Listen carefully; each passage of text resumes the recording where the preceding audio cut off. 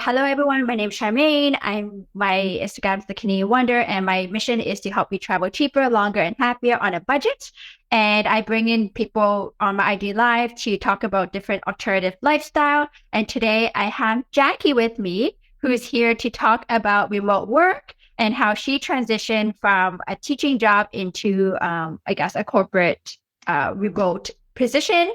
And Jackie, did you want to introduce yourself?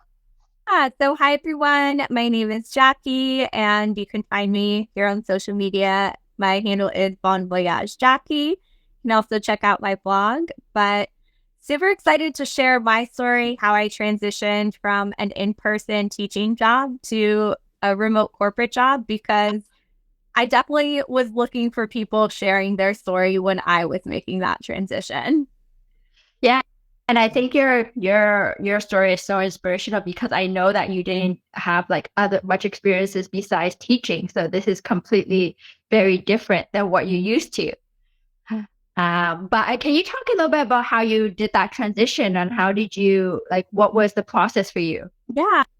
So I knew that I wanted to get out of teaching. I really loved teaching, to be honest, but I was burnt out because, I mean, for those of you who are teachers in the United States, the pay is just, it can be challenging. So I had been working three jobs for the past like almost 10 years, Wow. and it just was not sustainable. So I was looking for other options. And honestly, without remote work options, I would not have been able to make a career transition. A few years previous, when I was getting my master's degree back in 2017 is when I finished that. I was interested in working in ed tech because I am so passionate about education, but most of those jobs were located in like Silicon Valley. Some of those companies were based on the East Coast, and I would have had to relocate. And honestly, for me, like I have family responsibilities. My husband has a job that's very specific to our region. So it just would not have been possible for me to relocate. And, after as horrible as, 2020 absolutely was, I think one positive thing that did come out from that is that there are more companies offering more flexible and remote work models to their office. And that is really what opened up the doors and made me see it is possible to make a transition. I did notice, because the big factor for me making a career transition was I needed a higher salary. So unfortunately, remote teaching jobs didn't pay the salary that I needed. So I started looking into what skills do I have that can transfer into another industry, another aspect of education where I can, have the salary and the income potential that I needed. Yeah. And I think that's a really good point. I think, like you said, like with COVID, it really changed the work landscape. People started realizing that, we don't need a physical office. We don't need our employees to sit in the cubicles for 8 hours a day and still get the work done. And it could just be as cost effective for the employee as it is for the employer.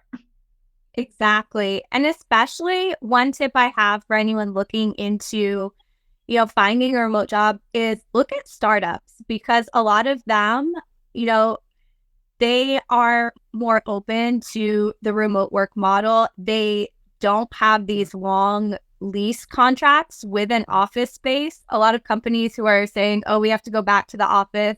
That's the reason. It's because they have to justify all this money they're paying. They might have locked into like a 10, 20-year lease for an office space, and they have to use it. Whereas startups, maybe they never ever leased an office and they don't have that cost to justify. So they're more open to those flexible work situations. Yeah, and I completely agree. I do feel like the tech industry, the startup industry, those are the areas that have a lot of those opportunities because, like you said, they're more flexible and they don't have an office to start with. So, can you tell me some tips and strategies of how you found remote jobs, or how did you transition your current skills into writing to like a resume and cover letter that really caters to working online? So number one, especially if you're making a career transition. Now, if you already have a corporate like office job type job, like you work in marketing, business analytics, things like that, those roles exist remotely with other companies if your company isn't remote. So your transition is probably a lot easier versus like someone like me. I worked in education, teaching. There are not very many remote opportunities. I know healthcare, if you work in hospitality, things like that are all very much in person. You may have to make a transition to a different type of role. And I made a list of all the things I was good at in my job. And I took out the specifics to the job. Like, for instance, communication. I was a really good communicator. I did presentations to district level leadership. I translated documents for parents. I led parent-teacher conferences in English and in Spanish. So, those are skills that you can take out of a school setting and put into a corporate setting. You just need to change the words. Like, instead of district leadership, you can say company stakeholders. They're the same thing if you think about it from a different context. So take the things that you're good at and the things that you like doing, because you don't want to transition to a job that you hate. So one thing I realized when I was teaching and working as an instructional specialist, I loved helping people. I loved helping students, and then I loved coaching teachers, helping them solve problems. Things I hated writing lesson plans. And so I knew, okay, I don't want to go into like instructional design, curriculum development, things like that, because those were the part of my job I didn't like. But sales, customer success, those things where you're talking to people and you're solving their problems all day, those are skills I have and things that I like doing. So that passion for, problem solving is going to come out when you're writing that when I was writing my cover letter, when I was in interviews talking about, things related to those skills that I had accomplished. I sounded excited about them because I genuinely was. Yeah. Yeah, I love how you talked about that. I love how you said like you made a list of, everything you're good at, and then thinking like, okay, how does that relate to that new role that I want to go into, or what is that? How similar are these roles? So I actually already have a question. So I have a question. It says, what remote role titles in tech are great for a former educator? Oh, wow. There are so many. Honestly, like I said, think about what you're good at and things that you like. Like, if you really loved data, you loved tracking like your student test scores or like your school's data, like you were the data expert of the grade level or something like that, you might want to look into like data analytics, business analytics roles, things like that. If you are really like a people person, you like to lead professional developments, you like coaching other teachers, or, like I said, sales, customer success, those type of roles would be great. If you're a really good communicator, you maybe wrote the copy for like school emails, school newsletters, things like that. Maybe look into marketing and things like that. So there really are infinite possibilities. What I would say is, once you make that list of things that you're good at and things that you like doing, that you have the skills for, take a look at some different job openings. Like, for instance, when I was starting, I had no idea what job titles to even start with. So I looked at some companies that I had used their products as a teacher, like different curriculum companies, different software companies. I went to their careers page and looked at what they were hiring for. And I started reading the job descriptions for different things and saying, oh, I've done something similar to that. And I made a list of different job roles that sounded interesting to me and that I had about 70% of the skills needed for the job. And then I started looking for those roles on other job boards. So that'll kind of give you a place to start. Great. So you're saying like you should maybe like compare a couple of job boards and see what are the similarities. Yeah. And once you find a couple roles that you're like, oh, okay, like maybe, I don't know, content marketing is something that I'm really interested in. I know I have the skills to do that job and I would be excited about it. Then when you're on job boards, look for content marketing jobs. Nice. Yes. And I totally agree. And I think it's like it really takes some time for you to assess your skills and then deciding like where can I place those skills. And I think the third element that you mentioned was trying to translate those wordings from, like from students to stakeholders, for example, or parents to stakeholders. And when you're looking at a job description, when you're reading a job posting, they're giving you the keywords to use. So when you write your resume, just steal the word.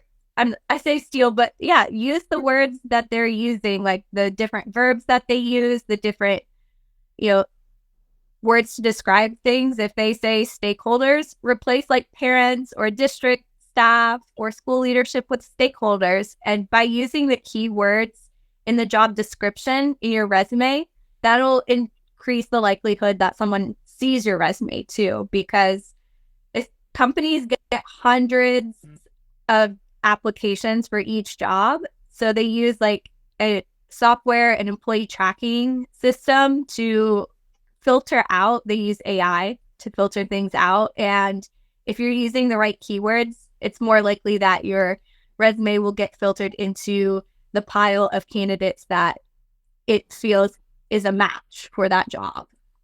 Yeah, that's really good advice because I was just about to mention that. So I think it's called the ATS system. So it's basically like they put it into an automatic system and then it can filter out like, do you meet these qualifications?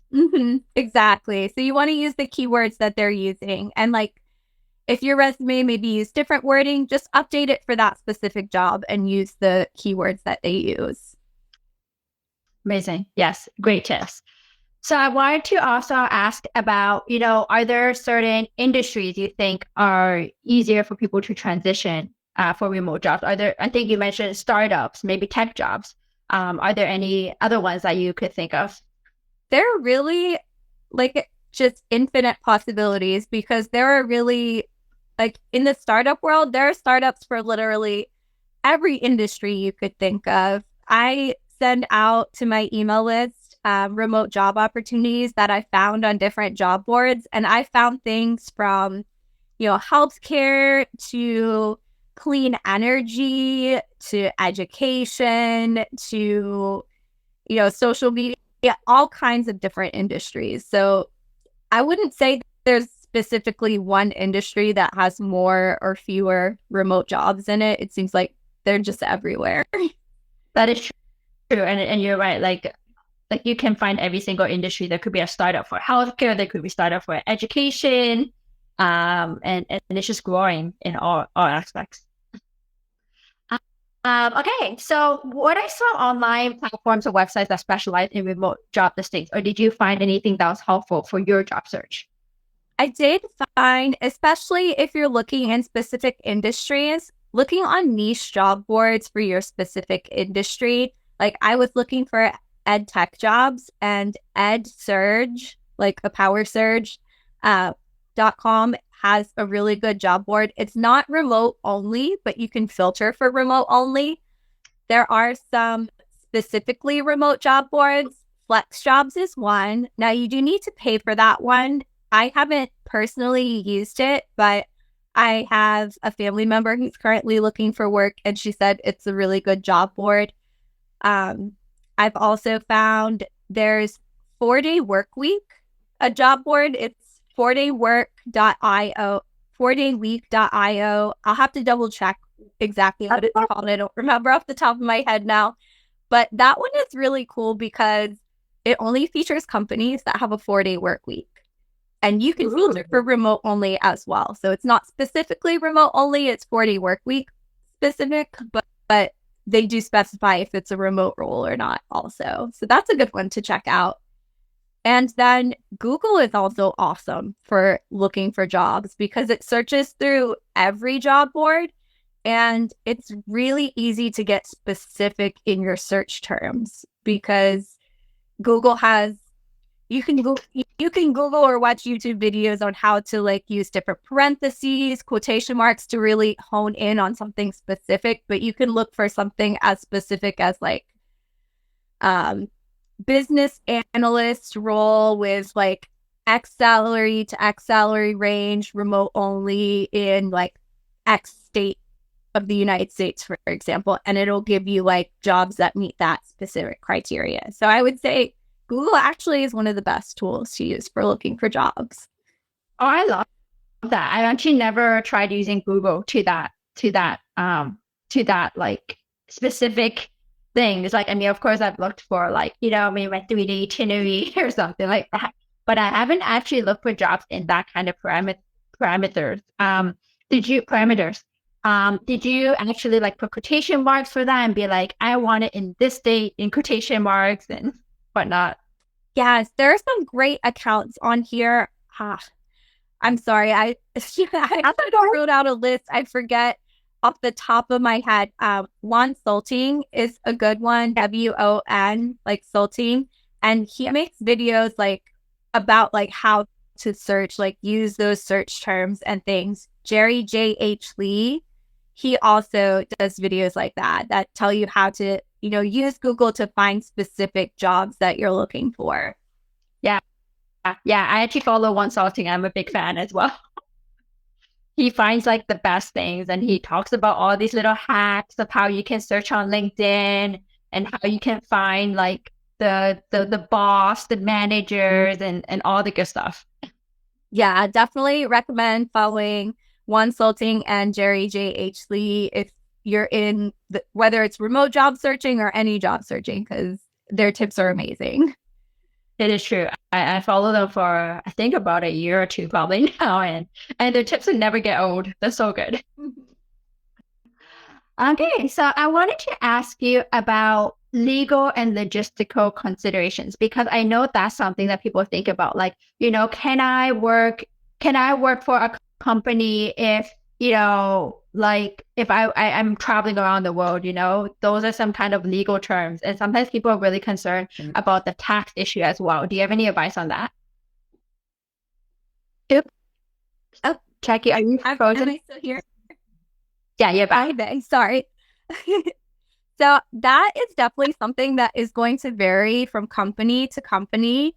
And some companies are very upfront that they have a work from anywhere policy. I know two that just on the top of my head, Zapier and SafetyWing. Zapier is like a software automation company. I use them for work a lot. Like they connect different programs you might be using, like your Calendly and your email, and like if customer does X, they get X.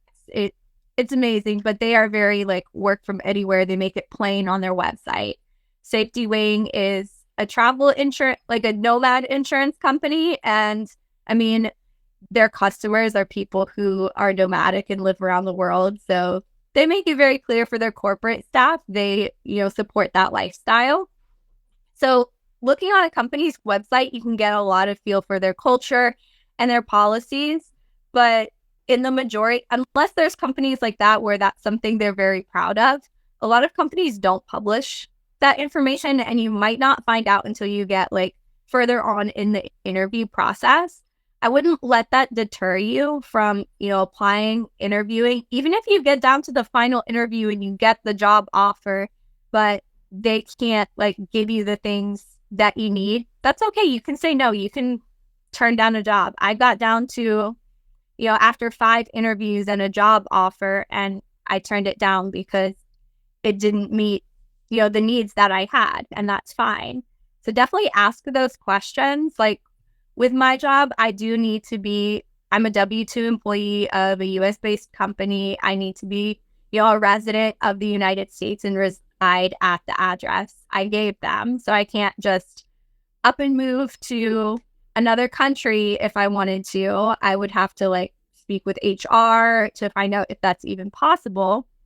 But, there are companies out there that will support that. I'd say if those are your goals, definitely ask those questions when you get I wouldn't say at the beginning of the interview process, but later on, like if you get the job offer, because if they want to hire you, they might be able to work around that. You never know. Yeah. And I read so many stories online about people be like, oh, I just asked my boss if I can, move for 6 months and work from my laptop because I'm doing the same work as I would if I was in the office. And sometimes companies, they'll be surprised. I was surprised reading those, but like, yes, some companies actually be like, yeah, okay, like, why not? I mean, we want to keep you. And if you want to go do this, then we would be there to support you. Yeah. So I would say always ask. Don't be afraid to ask those questions and don't be nervous to ask those, when you're negotiating your salary, your benefits, all of those things, because you want the job to be a good fit for you too. Yeah, absolutely. And I think you mentioned that, yes, yours is obviously it needs you to be a US resident. You need to have a US address, and obviously you fulfill that. But I know you're always on the road as well. I guess you're on the road part time and as often as you can. So can you talk a little bit about how you balance your work full time while traveling? Yeah. And one thing I'm really glad I did. So when I got my remote job, of course, you might be excited, like, oh, I work remote, I can go anywhere.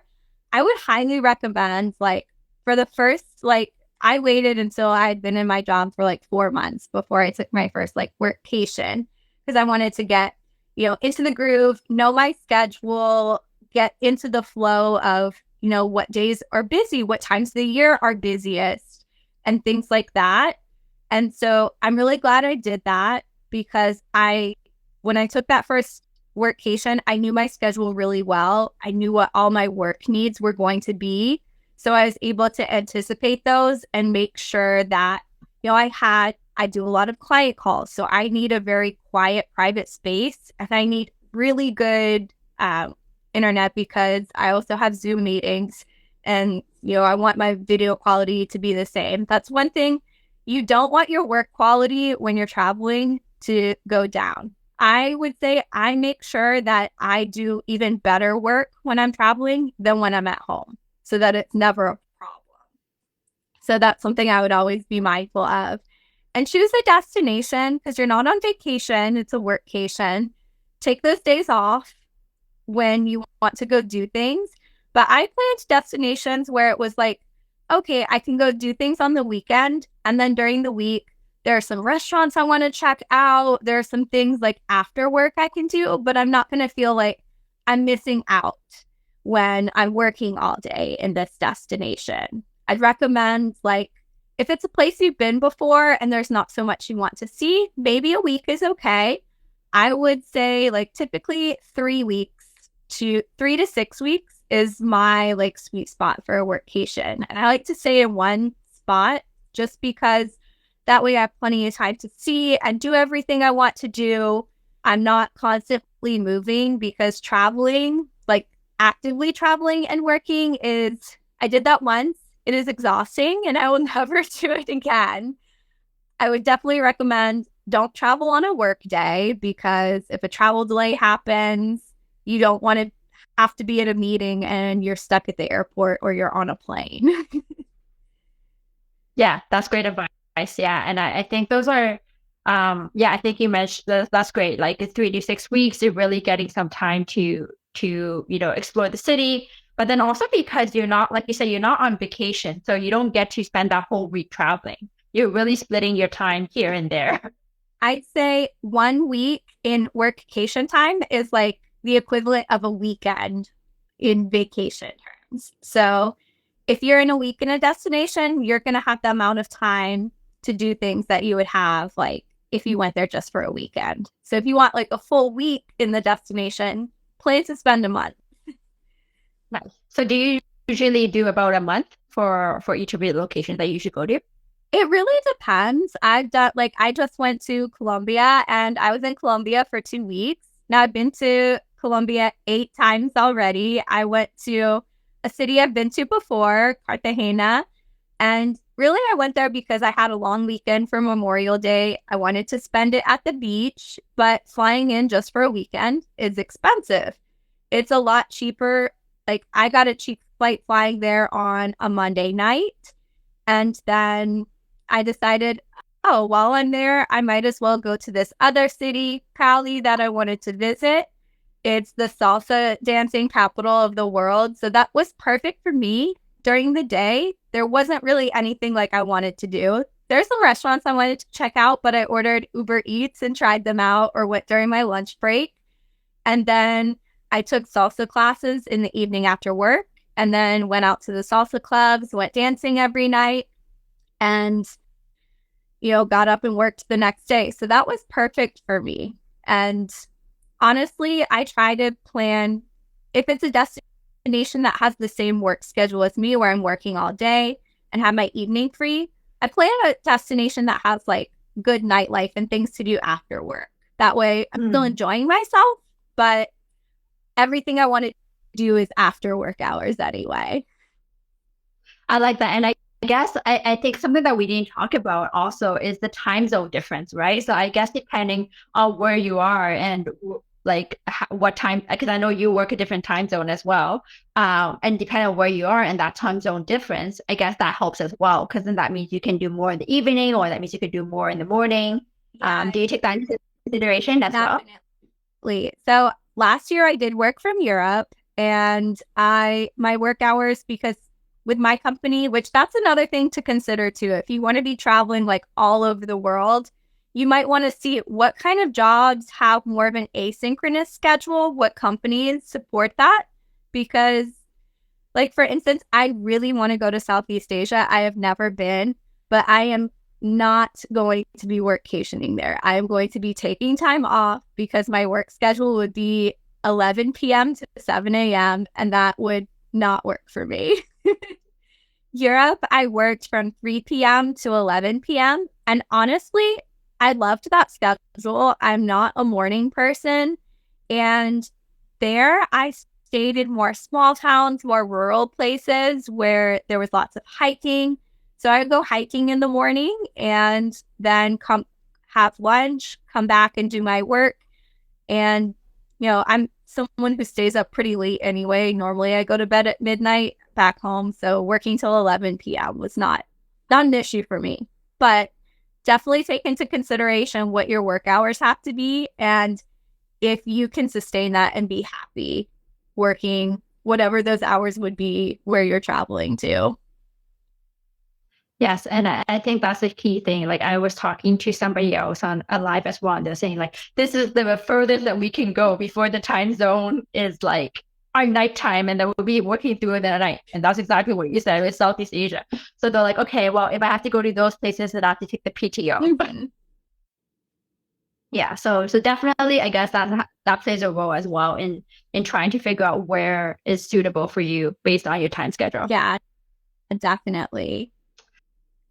The other thing I also want to mention is, because I know you talked about having good Wi-Fi, good space to work, having quiet space. Now, what are some of those places that you look for that can accommodate that kind of setting? So I'm a solo traveler usually. And so being a solo traveler, my preference is to stay at hostels just because it's easier to meet people that way. Now, there are a lot more hostels that cater to remote workers. Selena is a hostel chain. All the Selenas, maybe not all of them, but almost all of them have a co-working space. Definitely read the reviews, because I've met some travelers who have stayed at certain ones and said some of the ones have better Wi-Fi than others. So definitely check on that. And that's something to check no matter where you're staying. But a lot of times, if there's not like a hostel that has a co-working space, or there's not a co-working office in a city, like WeWork is a big chain of co-working spaces. They have those all over the world.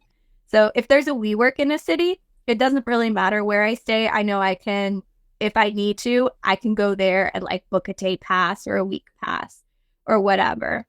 But for instance, I went to the Dominican Republic. There weren't really any hostels there. There was one, but it was like a backpacker hostel. It didn't have co-working, and there weren't really any co-working spaces. So I booked an Airbnb just so I knew I would have a private space. I knew I would have good Wi-Fi. Before booking, I reached out to the owner and asked them to do a speed test and send me the screenshot just to make sure that the internet speed would be sufficient. But doing that, always bring a backup, because I've stayed in a place before where the internet was great, but it went down one day. And so I have a hotspot. There's a couple different companies you can order from. Travel Wi-Fi is one. I think Sola, SOLA, is another one. And also just having your cell phone as a hotspot if you have like a local SIM card or an international plan that has a strong signal. I usually have like a plan A, B, C, and D for Wi-Fi connection, because one thing about me, I don't want to be traveling and say, oh, I have connectivity issues, because I don't want my traveling to hinder my work and become something that my work says, oh, well, you have issues when you're traveling, so maybe don't do that. Yeah. And I think that's really great tip. I love how you have so many backup plans, because I think it's so hard to predict. And like you said, if you have such a big responsibility, such as showing up for work, and that work needs you to be online and you're not there, like that can be a real issue for your company. Yeah, because I mean, the traveling stops if the paycheck stops. So I need to make sure that, that I have that coming in. I love it. I love it. You're so down to earth and you're so realistic.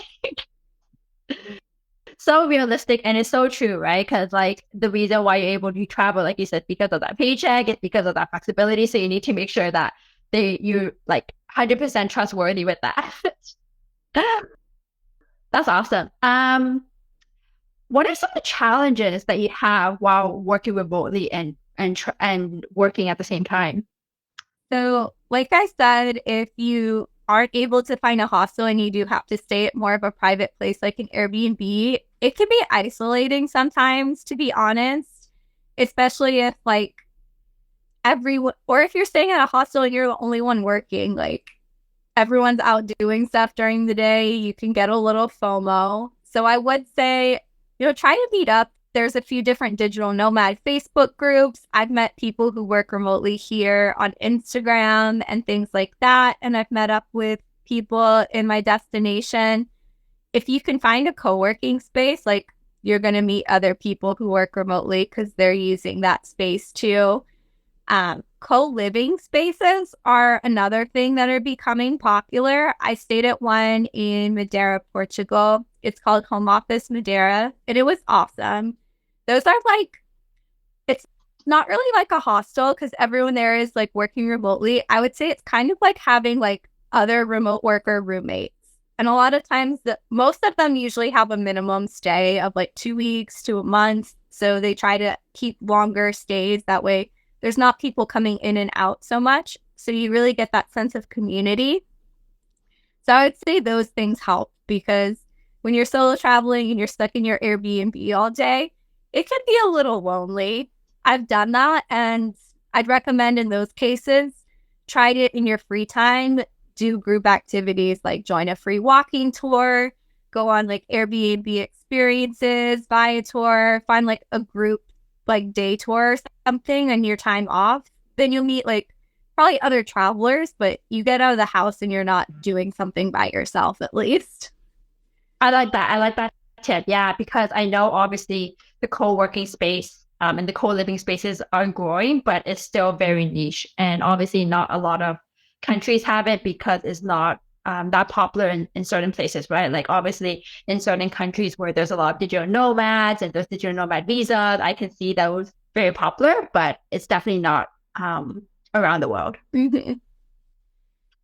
Okay. So, oh my God, there's so many good things you told me. I was like writing notes the whole time. So like I have like so many notes right now on my computer. While listening to me. So thank you for that. And I mean, we've been getting like comments too, and people would be like, this is like gold.